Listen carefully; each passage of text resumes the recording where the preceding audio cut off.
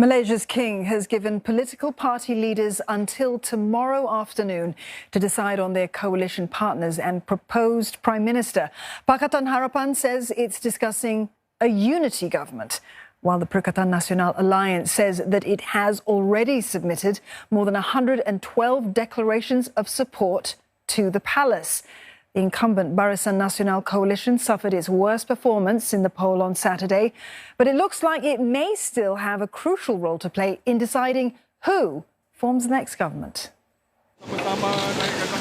Malaysia's political leaders are racing against time to form the country's next government. Prime ministerial hopefuls Anwar Ibrahim and Muhyiddin Yassin are locked in a tough battle after neither of their parties won a majority in Saturday's election.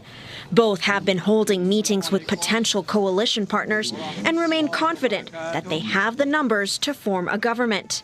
All eyes are on whether Barisan Nasional will take a side. But I think they want to go through the process of other meetings before they come up with a final decision.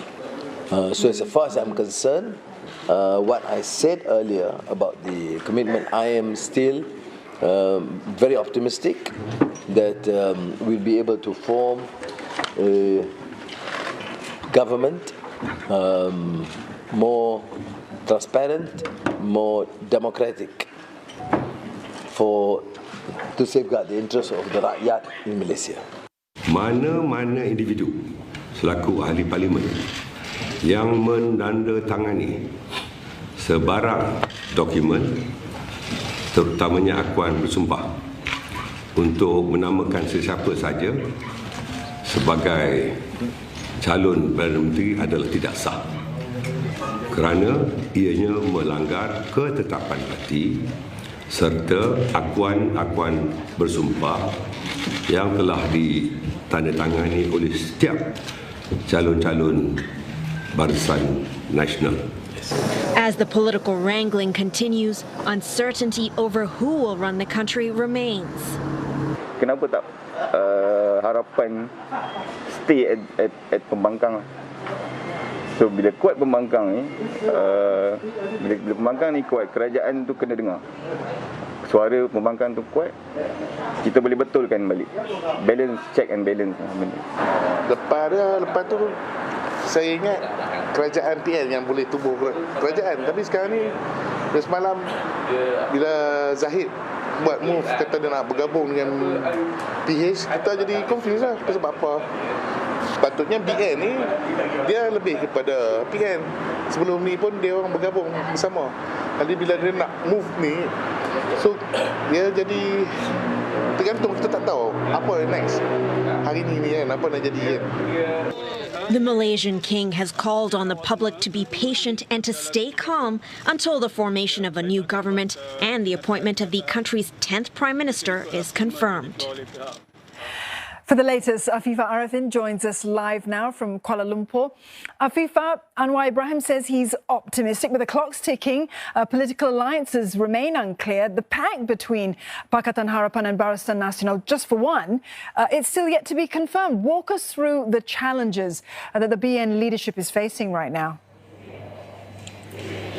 Well, that meeting among all the top leaders in Barisan Nasional has ended. We know that all of the leaders have left. In fact, the members of the media here is also packing up to go home. But no decision has come out of that meeting yet. We're unsure what decision the top leaders have made going into tomorrow. What we do know is that this is Barisan Nasional's worst performance ever in an election in its history. But its role this time around is important because they're the kingmakers with 30 elected representatives.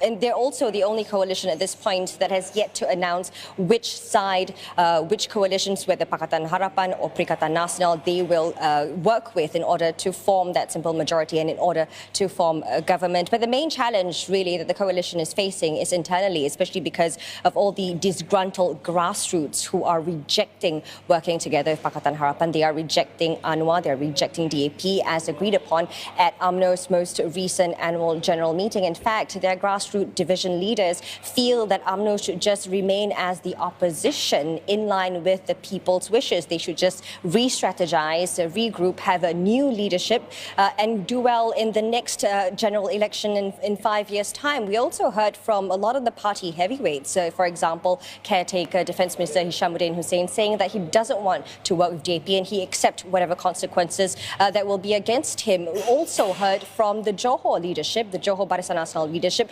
including, their state chief Hasni Muhammad as well as the chief minister of Johor, saying that they do not want to support Barisan Nasional working together with Pakatan Harapan. So really the trouble is having to consolidate all of these differences internally, and that remains to be seen how that will be settled, because the clock is ticking. They will have to give an answer and make a decision by 2 p.m. tomorrow.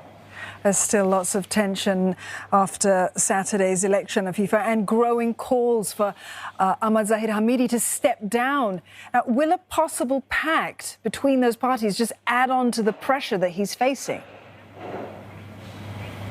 That's right. The pressure is definitely growing on UMNO President Ahmad Zahid Hamidi to step down, and these calls are coming from within his own party. So the pressure on him is immense. But will he resign? Will he cave into the pressure? At this point, he remains headstrong. Remember, yesterday he issued a very strongly worded statement saying that all of the Barisan Nasional candidates had signed statutory declarations giving him the mandate to decide for the coalition which other partners it will work with. Whatever the case, though, the top post for the UMNO presidency will be contested at the internal party elections within 6 months' time. So it really remains to be seen just how long Zahid Hamidi can stay in power. But tonight, though, the decision, and for tomorrow, the decision of which side Barisan Nasional will support remains entirely with Barisan Nasional's top leadership. One way or another, that decision has got to be made. Afifa, thank you very much for that. Afifa Arif in there reporting for us live from Kuala Lumpur.